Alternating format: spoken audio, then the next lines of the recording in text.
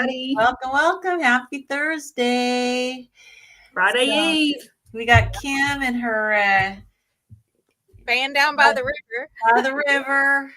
Yep. Setting up in her car again. So that's awesome. Good. I hope you're still in your safer place. Yeah, I am. I park right up front now. And Good. I feel safer here. And also my son is it's his last class. He's actually taking his final tonight. So I won't have to do this down by the river anymore, I don't think. We're going to schedule his other classes tomorrow. So I don't know what that's going to look like, but I told him we're going to try to get him like during the day and like have him where I can drop you off and then pick you up a few hours later. So does he not drive? No, not yet. But until he gets his license, I mean, he can get it anytime. It's just kids these days, they don't get their license right away like we did. I know. I had to force my kids when they turned 18. Yeah. Hey, Cindy. Hey, Cindy. Hey. Nice to see you here. You're heading out. Where are you going? Just going out to the store, maybe? I don't know. Did you know that Cindy lives about 30 minutes down the road from me? Are you serious? Really? Yeah. I mean, we've never like been to each other's houses or anything, but yeah, I mean, I've seen her twice at Keto Palooza, like met her in person twice, but isn't that funny? Well, you know who's moving to Kentucky? Oh, we bowl tonight. Nice. Oh, cool. How fun. You know who's moving to the border in Kentucky, but the border, I guess it's like close to the border of Tennessee do you guys know Rebecca Bavery? I've heard the name, but I don't know. Yeah, I know she's like a keto person, but I don't know. She's carnivore. She's one of Dr. Barry's health coaches. Okay. Oh, yeah. Okay. And she works with me with Healing Humanity too. So she told us yesterday she got, because her husband's in the military. Mm-hmm. And he got an assignment there. So they were hoping for Clarksville, I'll bet. Yeah. Oh no. Did you hear there's going to be no what is that? No Keto Palooza? What? Okay. Why are they not doing it? Did they say? I mean, I knew that Autumn, the person that puts it on, the lady that puts it on, I knew that it's just a lot of work for her and stuff. And I know she's talked about not doing it before, but then she decided to do it again this year. And I was so glad she did because it was so awesome. So you guys need to plan on coming to Hack Your Health. Oh. It is. Tennessee. It's going to be in Florida in November. Florida. Yes. Okay. Oh, I didn't see it yet, Cindy. Oh, all right. So maybe try to see if you guys can come to Hack Your Health. That'd be awesome. It's going to be in Tampa, Florida in November. Yeah. And I'm going to be there. Our Healing Humanity team is going to plan on being there. And we'd love to have everybody that can come. I actually like that they're calling it Hack Your Health now. I know people were kind of like, oh, they weren't crazy about that at first, but I think that's better because I think that, for just me personally, I feel like, when you fall off the wagon and you're not doing keto anymore, you're not doing carnivore anymore, and you're kind of in between, you're just like figuring life out. It feels like you're just like not part of the group anymore, Yeah, no, it's a good title. Yeah. Okay, so Cindy says hurricane season in November. Yes, it is. The Atlantic hurricane season begins June 1st and ends November 30th of each year. Historically, the most active time for hurricane development is mid-August through mid-October. So hopefully the hurricanes will be done. Oh, yeah. Well, I mean, we know how things went this year. I mean, that was absolutely horrible. So I know they chose Florida in November, which I don't know. I mean, to me, they could have chosen January and I think it would have gone over just fine. I think January might have been more likely for a lot of people, just because November, well, you're saving up for Christmas. Plus you're doing holiday preps and stuff. You just right, because this year's Hack Your Health was end of May, like early June, and so Yeah, it's interesting that they chose November. So I guess, we'll see if there's still a big turnout. And I'm assuming it's not close to Thanksgiving. So we may be like right at the tail of the hurricanes, the big hurricanes. So we'll see. Let's see. She says, Robin, who coordinates Hack Your Health, is from Tampa. Yeah, I heard that. So obviously that's the reason for the location. And Tampa's great. I just would have preferred it be January, but I guess they had to have one in 2025. And who wants to go to Florida in June or July? It's hot. And that's where I always go. Oh my gosh, not me. I would be having to stay indoors all the time. No, because it's like the perfect, the water is like the perfect temperature in June and July. Yeah, it would be too humid, hot and humid for me. But then I thought Texas was going to be too hot and humid, but I know Florida's a lot more humid than Texas. So I don't know. We'll see. The humidity, and I'm from Kentucky. It's humid here. Yeah, it's humid in Tennessee. I'm not used to it. I'm not, even though it's can be rainy, it's really not a very humid climate where, here in Washington. So yeah, you can go all year and have maybe 2 days where the humidity is, you can feel it. And that's really kind of rare. So yeah, our summers are, for the most part, it's just humidity the whole summer. Yeah, see, here in Tennessee and in the Middle Tennessee area. Yeah, I've been in really bad humidity before, where it's like triple digits and humid in Branson. And I just went there the wrong time. They just happened to be having a heat wave. And it took me probably 4 or 5 days to feel like I was adjusted to it. But I did get adjusted. I had to be drinking water constantly. And I had the, the scarf thingy that has those little white beads that will expand. You soak it in water and it'll keep you cool. That was a lifesaver. That kept me, that helped me survive. But okay. So if anyone is new, we are going through this book here. It is called Ketogenic, the Science of Therapeutic Carbohydrate Restriction in Human Health. It is a medical textbook. And unlike a book club, we're not reading ahead. We are reading and discussing as we go. So we are close to finishing chapter 2. Maybe we can finish chapter 2 today. That would be awesome. But we left off at section 2.4.6, recommended dietary requirements. So what do you want to, I know I started reading last week, so if either of you want to start reading? I can go. Okay. So 2.4.6, recommended dietary requirements. As reviewed by Mark Schatzer, fortification of feed with the B vitamins niacin, thiamine, and riboflavin can be used effectively to fatten livestock. Likewise, in rats, pregnant dams fed very high doses of B vitamins display more metabolic syndromes, like MetSyn, components post-weaning in response to obesogenic diets, as do their offspring. In humans, fortification with B vitamins and infant formulas with high B vitamins are associated with higher rates of obesity, and it has been suggested that this may be due to their roles in fat storage. Okay, I didn't know that. I did not either.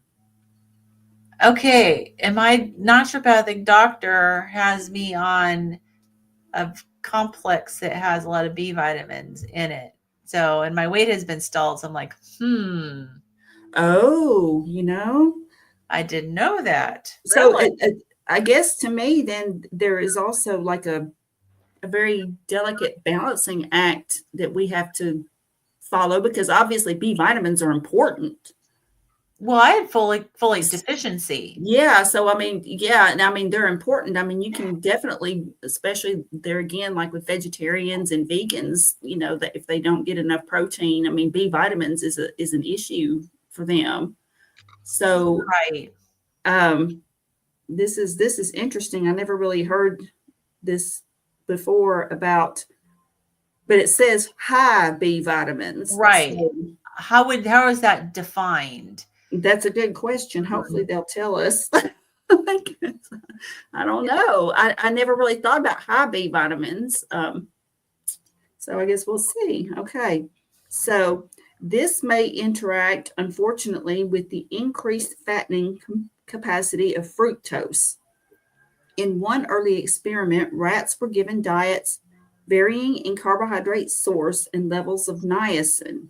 It was discovered that when enough niacin was provided to support a glucose galactose carbohydrate source, the same amount of niacin was insufficient to support sucrose, fructose, starch, dextrin, or glucose.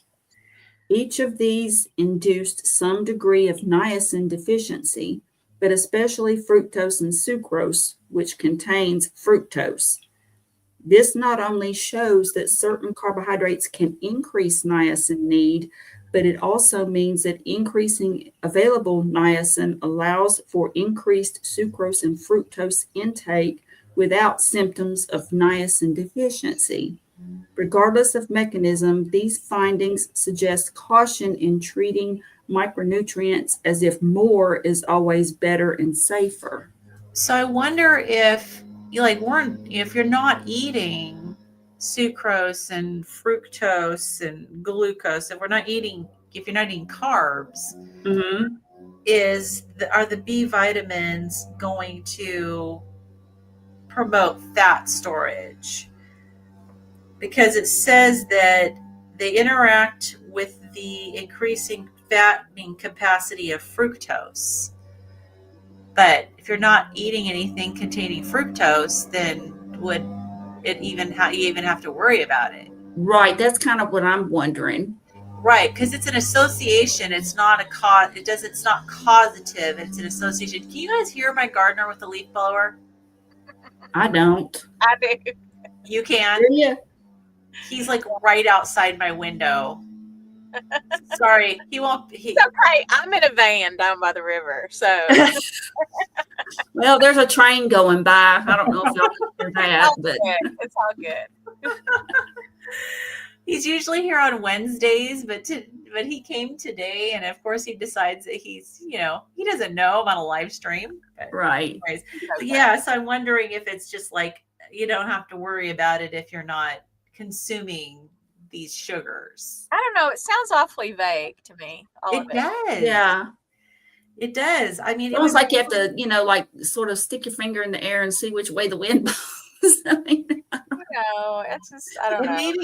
Maybe if we were taking this like in a class or as a course, that this would be something that the instructor would have dug in a little deeper and could expound and say, okay, this is how they define high. Right. Yeah. Because it does have, it does have references. So you could always go look at the source reference and find out if they defined it. Your body is pretty well equipped to get rid of vitamins that it doesn't need. Now, I think the what is it? A, D, E, and K would be like the extent. Like those can build up more easily in your system because they're the fat soluble vitamins, right? Mm-hmm. But like water soluble vitamins. I mean, I'm not saying this book's wrong or I know more than the book. I certainly don't. But like your body, it has a mechanism for getting rid of excess supplements and stuff like that. So yeah, and you probably have more excess if you're not eating the sugars. So whereas if you're eating the sugars, this is where it comes in. The B vitamins will help it with fat storage.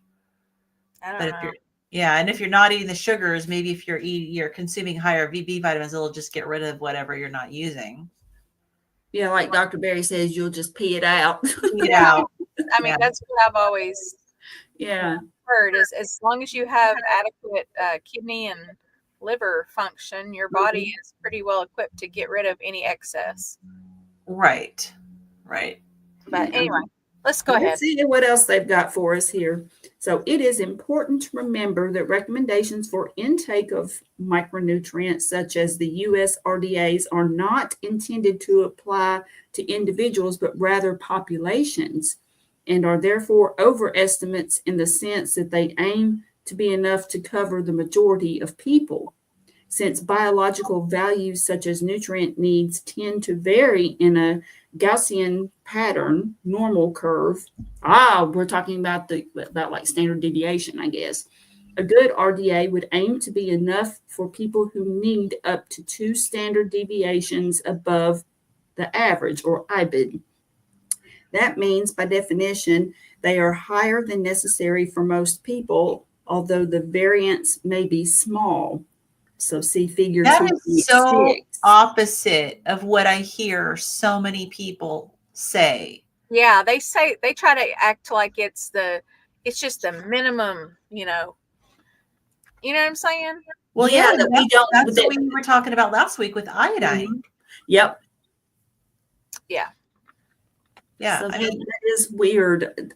I'm like y'all. I mean, I've heard like from Dr. Berry and different ones talking about iodine, like we were talking last week. And it was my understanding that most of us, like the RDA is barely enough to keep you from getting goiters. right. Well, so I guess the question is that are they basing their RDA on this is how much you need to prevent disease? And we are looking at it from what do you need to optimize your health? Yeah. Because there could be a huge gap between those two standards of measurement. And I guess that goes along too with like eating carbohydrates, or like what you're eating and how that factors into how your body processes certain things. Like we were talking about last week about iodine, and I believe it's fluoride that competes. And so therefore Bromide. people are consuming and bromide. And so if you have that, then you're going to need more iodine. So in that sense, people receiving the RDA wouldn't be getting enough because they're consuming these other things that block it or prevent you from using it appropriately. Well, in its first job, and it will displace the other halides. Mm-hmm. But yeah, I mean, so we're looking at from iodine, we're looking at, RDA of 400 micrograms versus like Dr. Brownstein, who's like a minimum of 25 milligrams. Yeah. Like, wow, that's like a massive difference. But he's looking at it from giving you enough for your whole body's needs, not just your thyroid's needs to prevent goiter. Yeah. So. Well, and I had gotten into an interesting discussion with a friend regarding labs and like and of course the person was talking to me about cholesterol and that their cholesterol was a little elevated, and I said, well, how high is your, in the LDL specifically? And I said, well, how high is your LDL? And they said 105. And I about fell over because mine's like 4 times that, just my LDL. But I and I told him, I was like, labs are taken, and like a lot of them, I've heard Dr. Berry talk about this, that we all agree that the population as a whole is leaning very much toward being metabolically unhealthy. Yeah. And a lot of labs are just, they take averages. So it's population averages. So what is considered average may not be healthy at all. Yeah, I mean, it's based on a generally unhealthy population. Mm-hmm. Yeah, if my LDL cholesterol was real low, I'd be worried because now we know the association between things like Alzheimer's and, it's like, no, I want mine to be higher, not lower. And especially for women, it's shown that as they age, the higher your cholesterol is, the healthier you are. Yeah, and the lower your risk is of cardiovascular events and strokes and all that. But overall, I think it's all-cause mortality. All-cause mortality, goes down as the LDL goes up. Well, so when you're dealing with cholesterol, I thought it was like total cholesterol. I've heard that. Maybe. Yeah, I think it is total cholesterol, but to a certain age, though. I think it's like 65. It's like 60 something and above, if Yeah. I'm not mistaken. Mm-hmm. Yeah, definitely. So, But it's just interesting about the whole population thing because I can see where some of this can be skewed because of what people are eating, their overall health. And so, and as we were talking before too, those of us who do keep our carbohydrate intake on the lower end, we might not need as much iodine as someone else who is not, and who is also eating or consuming like the fluoride and the bromide and all of that. So it's interesting to figure out, like maybe that studies could be done of people who eat certain diets, and I don't know if they've tried to do that, but like isolate, okay, what are lab values for people who eat below this amount of carbs, like, and in terms of not just your traditional, because I know they test your cholesterol, but like other things, yeah. like your iodine and. Well, unfortunately, it's in our country, at least, it's very difficult to avoid bromide because it's in so much. It's in your, I mean, it's in on your furniture, fabrics. It's everywhere, so it's so much in our environment. It's not just in bread. I mean, yeah, they did use it as an additive for bread, but it just seems like it's everywhere. So it's really hard to avoid bromide exposure. It's probably maybe a little easier to avoid the fluoride if you have like a really good water filter. And yeah. But I know I'm always surprised at things that I hear have fluoride. I just recently learned that fluoride is added to San Pellegrino. Like, Yeah. it's like, that's it's interesting because, like you were saying, though, we tend to hear that the RDA is on the low end for everybody, and that everybody just needs so much more. And I guess, yeah, this is totally opposite, but I guess it is. Yeah. But maybe we need to, it's really saying it's basically an overestimate of what you need to prevent disease. Yeah. Well, that could be. Let's go ahead and see what else they say here. The way the quantities are estimated vary. In some cases, such as for niacin, they are intended to be enough to prevent frank deficiency diseases. There we go. In other cases, they are based on speculative rates to prevent metabolic disease. An example of this is the recommendation for vitamin C, which is much higher than what is needed to prevent scurvy.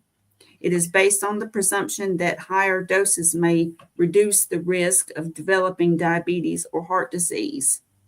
When neither of these can be determined, for example, in the case of manganese, recommendations are based on population norms. And see, that's what I was getting at there. And then, so obviously all of these can be affected by baseline diet. Therefore, when considering the dietary needs of individuals, we may wish to examine the assumptions behind specific recommendations before applying them. That covered everything you just said. That's wild. And no, I did not read it. Like, I was just saying, we didn't read this. We need to keep reading, ladies. We did not read this ahead of time. Nope. Chapter 2, we're going to have to read. Yes, let's keep going. Okay. So in conclusion, this is 2.4.7. The implications of this are far-reaching.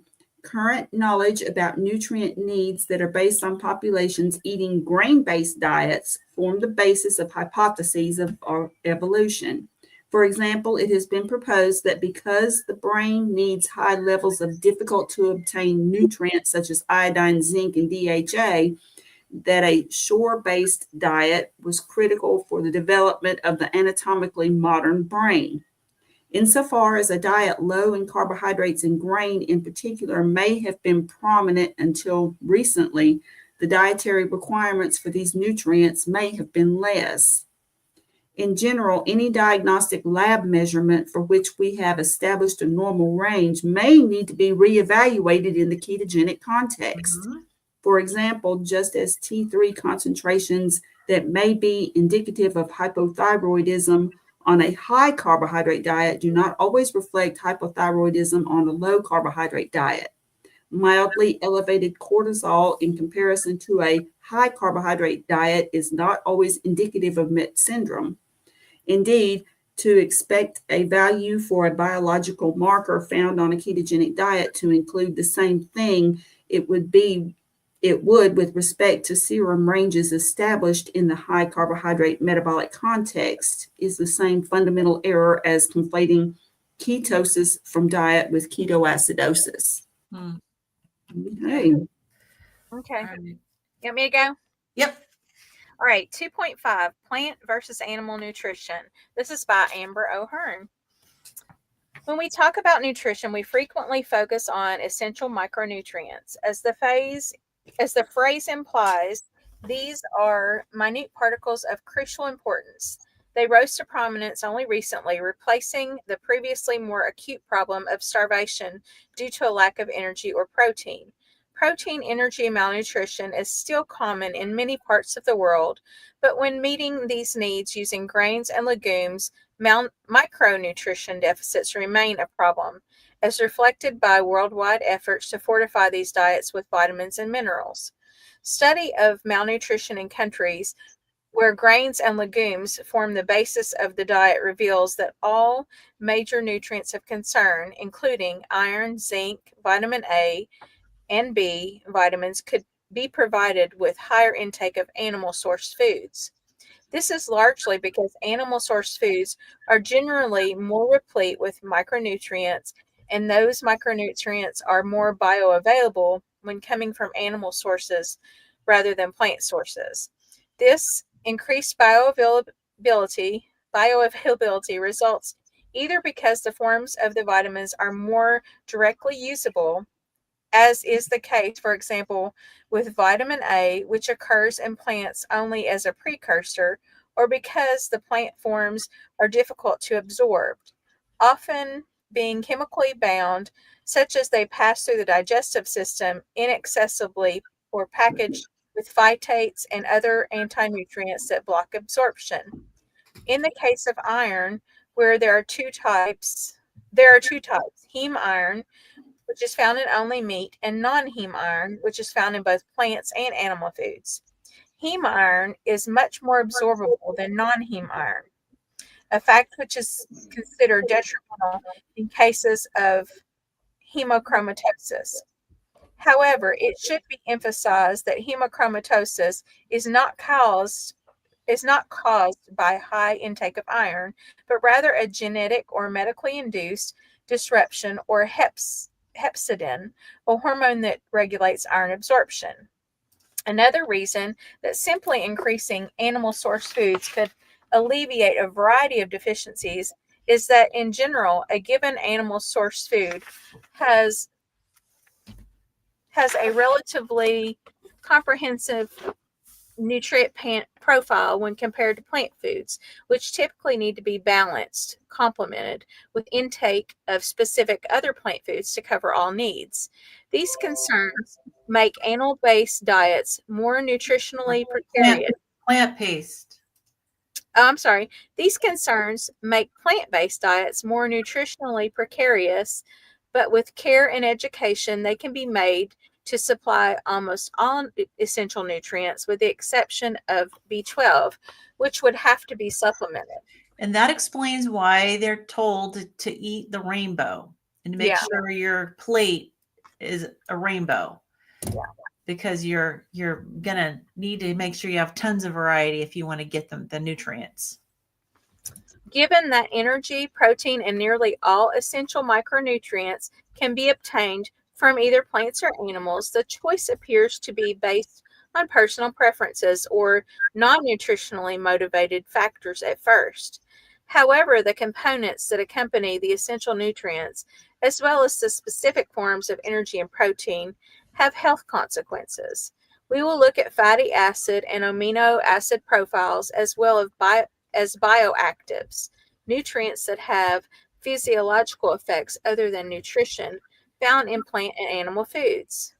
We can better understand the role of different dietary components from the perspective of the immune system, which is responsible for maintaining clearly defined limits of self. The immune system's primary functions are to maintain boundaries between self and non-self, deciding what to allow inside to incorporate into ourselves, and to repair and grow our tissues, deciding what to tear down, recycle, or eliminate, and what to keep and reinforce. When seen in this light, it is clear that digestion and absorption are just as much immunological functions as rejection and the defense in response to unwanted components. They are, in fact, two different outcomes of the same immunological process. With this lens in mind, two distinctions are useful for evaluating a biochemical. The first is about potential origins. An endogenous compound is one that the body creates, whereas an exogenous compound is one that comes from outside the body. If a compound cannot be produced endogenously, it must be foreign. If it cannot be made endogenously, we can call it domestic. Okay, did I read that right? If it can be made endogenously. Yeah, if it can be made endogenously, we can call it domestic or synthesizable regardless of actual origin. The body should not be able to tell the origin of a domestic compound after entry. The second distinction is between utility and requirement, as illustrated below.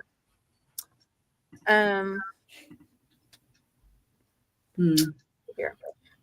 With these two distinctions, we can classify incoming food components into four groups. The first two groups include components of food that are required or usable by the body. Food components we require and are not synthesizable are the essential nutrients. This is the definition of a vitamin, a biologically generated, i.e., non-mineral compound we cannot make ourselves, but we need. A very important and unappreciated class of components are known as conditionally essential nutrients. These are required nutrients that can be obtained from food, but because we have the ability to synthesize them, they are not considered essential. They're considered essential only conditionally upon inadequate synthesis. One issue with this classification is that adequate synthesis is not always possible. Even if a deficiency can be created by not consuming an exogenous source, such as a nutrient, will always be relegated to conditionally essential status based on the technical definition of essential. DHA is an example of this with infants. Human babies can synthesize DHA from the omega-3 precursor alpha-linoleic acid, or ALA. However, infant formulas contain it because synthesis is deemed insufficient for optimal brain growth.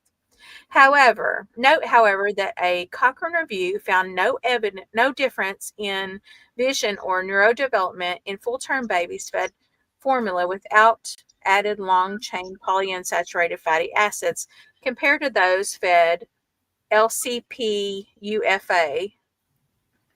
Okay, long chain polyunsaturated fatty acids. Supplemented formula. This may be due to an accessibility of stored LC-PUFAs in infant adipose tissue. All right, this is really long. Somebody else want to read? Sure, I can pick up from there.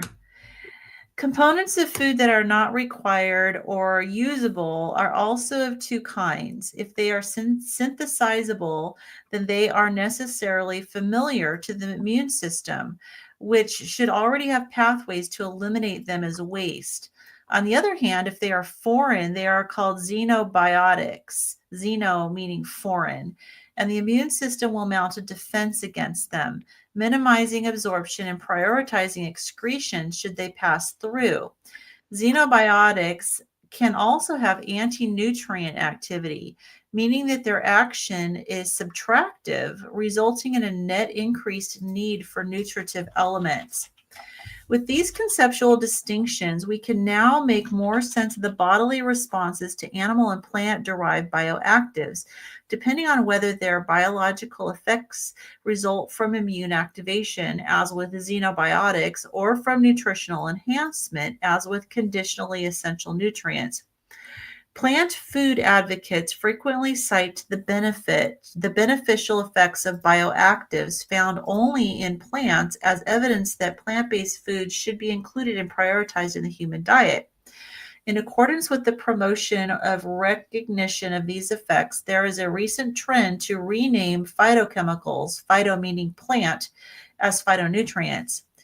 One early but ultimately incorrect idea about how plant bioactives might promote health is based on the fact that some phytochemicals exhibit antioxidant properties in vitro, which combined with the contemporaneous antioxidant theory of aging to suggest that plant-derived antioxidants should improve health and longevity. Boyd and Bonn thus laid out a novel argument for eating plant foods specifically for antioxidation outlined below. So 1, in vitro, certain phytochemicals have prevented cell death due to excess oxidation.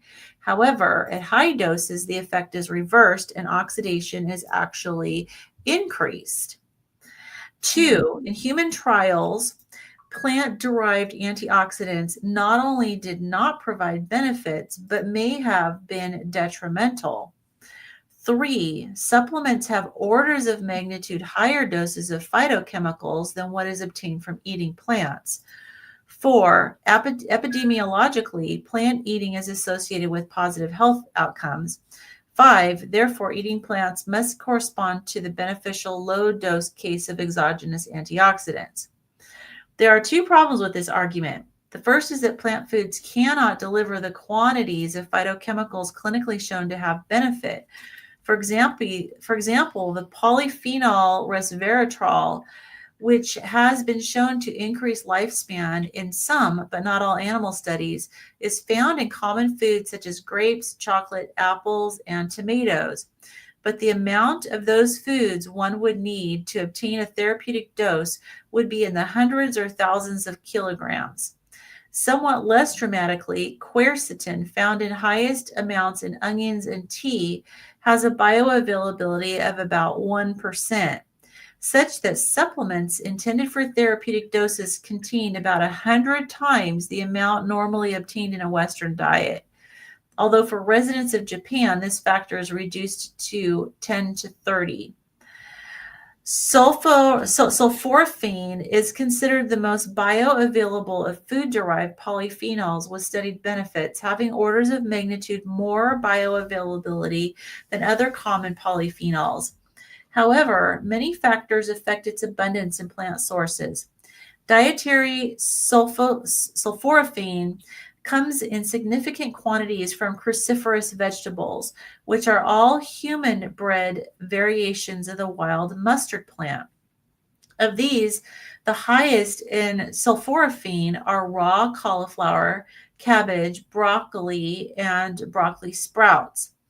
With a clinical dose of about 350 milligrams per day, this would take somewhere between 230 grams or half a pound and 1.5 kilograms or 3.5 pounds of raw broccoli daily to achieve a estimated content variation. That's a lot of broccoli. Wow. Especially raw. Oh, and cruciferous vegetables make you gassy. Oh, okay. But not only is there variability such that a consumer cannot count on reaching this level at the lower end of intake, other components of the plant, such as myrosinase and epithiospecifier protein, can significantly affect the activation of sulforaphane and are not quantified. Moreover, cooking and even storage rapidly induces losses that would approximate double or triple the required portions. And since raw cruciferous vegetables also contain goitrogens that may be safe in small quantities, but less safe in larger doses that persist over long periods, Even a concerted, successful effort to obtain therapeutic concentrations of sulforaphane from food may cause as much harm as good. Another way to evaluate whether a beneficial antioxidant effect can be obtained from plant foods is to look directly at concentrations of antioxidant markers after eating a diet that includes them. However, in a meta-study looking for beneficial antioxidant effects from foods rich in flavonoids and other substances thought to have antioxidant properties, most had none, leaving the evidence equivocal at best. The authors speculated that this could be due to benefits only being available to those in poor health. Researchers looking at the wrong markers and thus missing a benefit that existed, or simply the fact that the same substances that can have antioxidant effects can also have pro-oxidant effects. This relates to the second issue with the argument. So, all right, Carrie, you want to pick it up from there? Although some phytochemicals have antioxidant activity in vitro, the mechanism underlying antioxidant benefit stems from immune system activation in an attempt to prevent phytochemicals from entering the body, rather than their use in essential bodily functions as a nutrient is normally defined. The mechanism is via NF-E2-related factor, or 2NRF2, a transcription factor involved in regulating oxidation and detoxification, and its mammalian regulator Kelch-like ECH-associated protein. So I want to just make sure I'm clear on what I'm understanding here. It sounds like what they're saying is that some of these chemicals in plants can create basically an autoimmune reaction. That's the way I'm interpreting it. Okay. What about you, Kim? Is that what you're understanding too? That was what I was understanding. Okay. Okay. And you know, the fact that you would have to eat so much that it would be harmful in other ways from eating that much is like, wow, I truly just eat vegetables just for fun. Yeah, and of course it was talking about raw, like in the cruciferous vegetables, and like I would, back when I ate some veg, I would occasionally eat some in a salad, but mostly I got to where if I ate any broccoli, let's say, or cauliflower at all, it would be steamed and it wouldn't be near that much of it. Yeah. And then it had cheese on it, so I never ate it raw. So basically, I don't guess I was getting much of anything out of it. Yeah, it has even less. Yeah, if you cook it. So and I can't do the raw stuff. So I have a question. I don't know if you ladies will know the answer to this or not, but thank you, Simpson, by the way. Yeah, I wanted to make sure you saw that. Hey, Josephine. I wanted to acknowledge it so you could put up Josephine. But anyway, so I have a question. So do you think that Lynn, you said that cruciferous vegetables cause a lot of gas, and I don't really have that experience. So I was wondering if maybe could that just be based on what your gut microbiome is? Yeah, not everybody has that reaction. It just happens to be a common reaction. Okay. I mean, I know some things like beans actually release gas while they're being, do cruciferous vegetables do that, or is it just, or do you think it's just a gut bacteria thing? I don't know. I don't know specifically what it is about cruciferous vegetables that do that, but I know that when I was working in GI and we had patients that had a lot of gas, that was one of the first things that the doctor says is that stop the cruciferous vegetables. So maybe across the board, maybe I just don't notice. I don't know. A lot of people that have bloating, I would ask them, like, what do you eat? And a lot of times they would say, they would eat broccoli and cauliflower and asparagus and Brussels sprouts. And, that's, that, and they'd stop, they'd do a trial off of it and they would feel better. Yeah. Yeah. So Josephine says, I did all night long. Yeah. It would cause, no more belly pains now. Yeah. So some people are particularly sensitive. I'm that way with cabbage in particular, like worse than some of the other cruciferous vegetables. Cabbage will just rip me up inside. And yeah, I feel horrible, so much gut pain. So I'm sure it has to do with the individual. Yeah. Okay. All right. So excess oxidation is indeed a problem. Many diseases are associated with it, including heart disease, diabetes, and cancer. Oxidation that is not kept in balance can lead to damage of lipids, protein, and even DNA. This observation led to the hypothesis that to combat these diseases, we should reduce the ROS that cause oxidation, IBID. However, preventing oxidation not only doesn't always improve the diseases it was targeted for, but actually appears to have detrimental effects on insulin sensitivity and longevity. The problem with the approach is that the oxidation is not primarily damaging, it has a biological function. Because ROS are generated in the process of metabolism, it was initially thought this was merely an unavoidable cost or trade-off of ATP generation. And perhaps from an evolutionary standpoint, it once was. Anything that is the result of a biological process, on the other hand, becomes a marker of that process, which other processes can use as information. As a result, the presence of ROS is not only a byproduct of metabolism, but also a de facto indicator of its rate. The ROS signal is used by many other processes, and it is one way biological processes are coordinated. Okay, that is super interesting. So I want to make sure I'm understanding this again. Because so ROS is a reactive oxygen species, which we have been told are negative because they're a byproduct, right? And they're supposedly negative, which is why you need antioxidants. So this is saying that yes, although it does have a negative contribution to disease, it also has a positive role in the body as basically as the metabolic processes take place, you produce ATP, you've got a byproduct of reactive ROS. The body is basically using the quantity of ROS as a signal to jumpstart other processes. Is that the way that's the way I'm reading it? Yeah, it says that this signal is used by many other processes and is one way biological processes are coordinated. Right. So it has a role. Yeah. I've known for a while that, like, okay, oxidation, that actually causes aging, right? And, has detrimental effects. So ROS, basically. But then also, I remember reading something where I was like, wait a minute. So oxidants are good. So why are we taking antioxidants then, or why are we trying to get antioxidants? Because Maybe there's it's excess. So I think that's what this is. Yeah. So, I mean, maybe it's the bad, standard American crap diet is producing excess.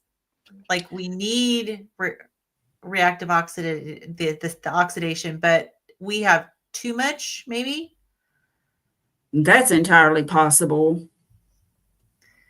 That it's overkill, basically. Probably. Yeah. As is everything else resulting from the SAD diet. Mm-hmm. So it's just put our whole systems out of whack. So when you've got, especially since it's showing that it's a way that the biological processes are coordinated. So it's sort of a chain reaction there. Right. Yeah. Yeah, definitely. Interesting. Yeah. So given that ROS is a normal product of metabolism and also an important signal, but that excess, ROS can cause runaway damage, it is not surprising that in a healthy individual, ROS is very tightly regulated, such that it is neither too little nor too much. NRF2 is an important contributor to this regulation. The result of NRF2 activation is to mitigate damage in part by stimulating the endogenous synthesis of antioxidants. So in other words, you trigger your own. Yeah. In a normal, healthy person, oxidation is kept in check simply by sensing oxidation and responding with antioxidation. This system is overwhelmed when there is a lot of damage. In this situation, external NRF2 stimulation can promote increased defense and antioxidation. A wide range of modern medicines, both pharmaceutical and herbal, are mediated at least in part by NRF2 stimulation. Interesting. So an immediate problem with this strategy, however, is dose. Any medicine that works by provoking the immune system will have a hormetic pattern of effect. That is, with any toxin, exposure to a xenobiotic will be beneficial to a point after which it overwhelms the system's ability to respond. This is exactly what we see with NRF2 promoters in medicine, where the curve of benefit eventually becomes negative. So you see figure 2.7. The difficulty is in assessing at what dose each response would occur, given that the prior health of an individual and the sum of the intervention he is undergoing will determine how much more stimulation is tolerable. The appropriate dose will depend on how much NRF2 stimulation is already occurring from other sources. Keto adaptation already involves NRF2 activation. In an in vitro study of rat hippocampal mitochondria, it was discovered that oxidation increases over the first few days, leading to an increase of NRF2 and enough endogenous antioxidation to compensate for this effect. After 3 weeks, the long-term persistent effect was a net increase in NRF2 and a net decrease in peroxide and ROS concentrations when compared to the higher carb baseline. One implication of this is that in the ketogenic context, the therapeutic dose of an NRF2 promoter may be lower, as well as the threshold at which benefit gives way to detriment. On one hand, this theoretically supports a more plausible benefit of sulforaphane derived from food in ketogenic dieters in particular. On the other hand, it raises a red flag, particularly for patients who exhibit signs of overactive immune activity for other reasons. Does this note of caution extend to the ketogenic diet itself, given that a ketogenic diet may persistently activate NRF2 relative to higher carb diets? Perhaps. However, ketogenic diets exert their benefits through multiple mechanisms, including from the ketone bodies themselves, increased circulation of highly unsaturated fatty acids, PUFAs, growth and transcription factors such as brain-derived neurotrophic factor, BDNF, and NAD positive, and decreased blood glucose and inflammatory cytokines. Okay. So interesting. So this curve could actually be skewed to the left on a ketogenic diet so that you can experience the detrimental effects of it sooner. But they're saying that's not a reason not to be on it because there's so many other benefits. That's what I'm reading. What now? I missed that. So they were saying that on a ketogenic diet, you can, let's see, there's an increase in NRF2,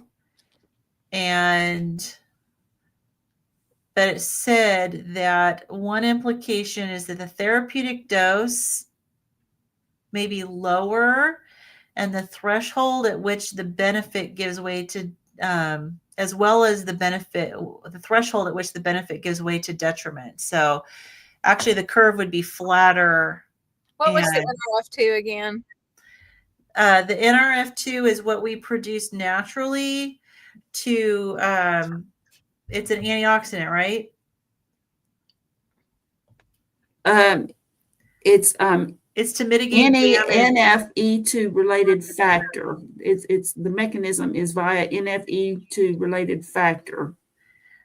It's a transcription factor involved in regulating antioxidation and detoxification. It stimulates our bodies to produce our own antioxidants. Okay. Yeah.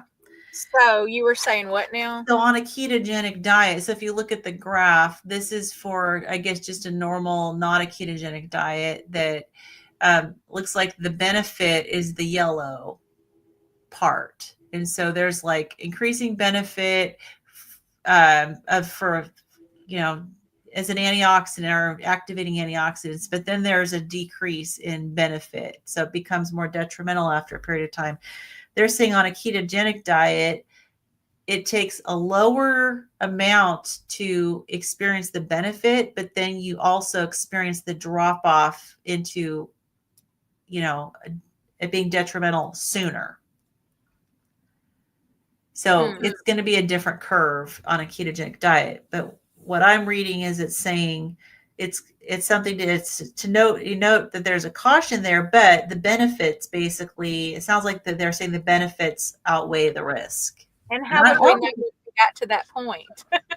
Yeah, I don't know. I mean, that's the thing. How do you even know whether I mean, this is just automatically happening inside of our bodies. I mean, this is kind of where we use Dr. Berry's theory of like, don't worry too much about it. Just, just real quick food and your body will take care of itself. Yeah. Hey, Dr. Nelson. Hey, Dr. Nelson. Yeah. But the fact is, it is happening. And this is one thing that is maybe not as good when it comes to ketogenic diets. So. All right. I think we're going to finish this chapter. Evan is done with his test. He's been in the car for probably 10 minutes now. So I don't want to go too much longer. That was his little peace finger. Okay, let's see. Do we have a thumbs up for how the test went? Okay, all right. Good. That it wasn't as bad as he thought it would be. So it was a psychology final. Oh, nice. Okay, but anyway, so I don't want to keep him too long in here, just with mom reading and stuff. So let's wrap up chapter 2, and Lynn, if if we can go ahead and just do it and maybe not discuss an awful lot. Yeah, me. I know. I want to understand stuff. So, all right. Oh, me too. But I'm just your turn to read, Kim. No, I think it's yours. Is it mine? Okay. Yeah, you haven't gone yet, have you? All right, I'll bring us home. Okay, so section 2.5.1, animal source bioactives. If we look in contrast at bioactives of animal origin, they are unsurprisingly domestic or synthesizable compounds, precisely because they were in fact synthesized by another animal. Therefore, these are typically classifiable as conditionally essential nutrients, which I guess we're going back to this other slide. That slide. Okay. And they are usually amino acids or fatty acids. Correspondingly, conditionally essential nutrients are for this reason often of animal origin only, such as taurine and cholesterol, or simply more commonly found in animal source foods such as carnitine and choline. An example can be found in both plant and animal foods as dietary nucleotides. Taurine is an amino acid that is high in meat and fish, but absent in plants, such that plasma concentrations are low in vegetarians. It is an essential nutrient for infants who cannot synthesize it, but only considered conditionally essential in adults who have limited synthesis. It is the most prevalent free amino acid in tissues, especially heart, brain, and liver. Given that it neither is incorporated into proteins nor participates in many reactions, its function has been difficult to determine, and it was once considered merely an end product. However, it is now known to play roles in brain and retinal development, calcium modulation, osmosis and electrolyte balance, membrane stabilization, and immunity, and has been hypothesized to reduce advanced glycation products. In interventional studies, supplemental taurine has shown improvement in diabetes and insulin regulation, cardiovascular disease prevention, and non-alcoholic fatty liver disease. It has even been suggested that high taurine intake is responsible for the association between longer lifespans with certain geographical regions such as Spain, Portugal, and Japan. Carnitine is also conditionally essential with limited biosynthesis. It can be found in some plant sources, but rarely, and vegetarians have lower concentrations, as well as reduced capacity for carnitine uptake in skeletal muscle. It has important roles in fatty acid metabolism, heart function, and the immune system. Echoing findings for taurine, carnitine may be fully essential in newborns, and relative deficiencies of it develop and associated with multiple diseases, especially of the heart and liver, that in turn may benefit from its supplementation. Carnitine requires vitamin C for its synthesis, and therefore dietary carnitine may spare vitamin C. Because fatty acid oxidation is upregulated in ketogenic diets, carnitine may be especially needed in that context. And in fact, some studies have suggested that a ketogenic diet depletes carnitine. However, as these were in the context of epilepsy treatment and anticonvulsants can deplete carnitine, the effects of the diet alone is not clear. Nonetheless, inclusion of carnitine sources during a ketogenic diet may be warranted. Dietary nucleotides and nucleosides are examples of bioactives found in both plant and animal source foods. Because they are components of RNA and DNA, they can be found in foods high in purines and pyrimidines, such as meat, but especially seafood and organ meats, as well as legumes and yeasts. Exogenous nucleotide sources appear to be critical for immune competence as well as intestinal development and recovery. Breast milk is also high in nucleotides, probably for these reasons. In animal studies, dietary nucleotides have increased brain phosphatidylcholine, whatever that is, DHA, AA, and improved learning and increased longevity and helped intestinal repair after varied injuries. Purines have often been implicated in gout because their breakdown contributes to total uric acid load. However, gout is not a necessary result of high uric acid, and is in the absence of pre-existing gout or in metabolic syndrome, high uric acid may have benefits. That's interesting, specifically for cognition. Okay, that's interesting. All right, when a conditionally essential substance is shown to provide medical benefit, there is an argument to be made that our bodies, quote unquote, expected those substances in food, which is why synthesis is low. Given that meat has always been an important part of the human diet, animal source bioactives may be essential in the quantitative sense, implying that synthesis is limited to suboptimal levels. Nonetheless, many of the above studies demonstrating therapeutic benefits of taurine and carnitine used quantities that exceeded plausible food intake. That was dumb of them, leaving it unclear how much benefit, if any, would be obtained at lower concentrations. For reviews including therapeutic doses used, please see, and they gave a couple references here, for taurine and carnitine respectively. Elucidating what conditions would make these nutrients essential could reveal that essentiality is for some of these the common case, not a special one. A similar argument could be, and has been made for xenobiotics, that the body functions better with them in a way that suggests they are expected evolutionarily. However, as previously stated, this argument is predicated on their ability to act through food, and unlike taurine and carnitine, food level doses are known to be ineffective. As a result of the dose considerations and mechanisms of actions, it appears that the role of xenobiotics is more medicinal than nutritive. So 2.6 conclusion, one last paragraph and we're done with this chapter. Animal and plant-based foods can both provide calories and essential vitamins and minerals, but the total nutritional effect of individual food items will be determined not only by their direct contributions to chemical and material needs, but also by the other components they bring with them.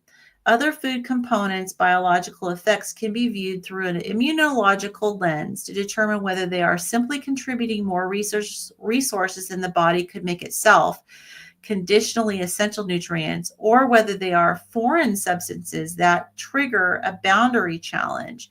Sparing functions are provided by conditionally essential nutrients, whereas xenobiotics, such as phytochemicals, promote improved defense and repair. Both may have a positive impact on health and are active research topics. Okay, yay. We finished. So that's just basically saying some of these anti-nutrients are actually beneficial because they help keep our defense system strong. That's what I'm getting out of that. So just like we need like bad bacteria. I remember taking microbiology. They said you need 15% of your gut microbiome should be harmful bacteria to keep your immune system active. Yeah. So awesome. All right. Chapter 3 is the endocrine system. Yay. So we're going to start getting into we're going to get talking about specific disease processes and functions of the body. So that's cool. Mm-hmm. Yep. It only took us 23 sessions to get through 2 chapters. It's because we're all talkers. We are. Well, Carrie's not naturally, but we bring it out in her. I don't know. I'm starting to think that Carrie is quite the talker. I go in spurts. Yeah. I know. I figured out that I get more of my talking out on camera, and I don't really talk a whole lot when I'm not on camera. That's funny. Awesome. All right, good. Well, congratulate your son on his good, successful completion of his course. That's fantastic. Way to go. Now, let's see. Next week is the what will it be? The 19th, all right? Yeah. Okay, so I know we had talked about, are we doing the 19th or? I'm fine with doing the 19th. I'm good with it, but I know we had were talking about it and really hadn't decided. I mean, I'm good with it if y'all are. Yeah. I didn't think it was the 19th. I thought it was like the day after Christmas. I think we were talking about what we were going to do for the 26th. I'm fine with keeping it. The following, let's see, the following Thursday. Yeah, because I'm going to be in Arizona. We're leaving January 3rd. We're returning back January 16th. So the only day for me is the 16th of January, which is a Thursday, is a travel day for me. So I know that that's one that I have to skip, but I'm okay with everything up to that point. Okay. So, but it's up to you guys. I think that maybe we should just after Christmas, we should just take off till after the first of the year, but I don't know. That's only 1 week. I mean, till the holidays are over or whatever. Yeah.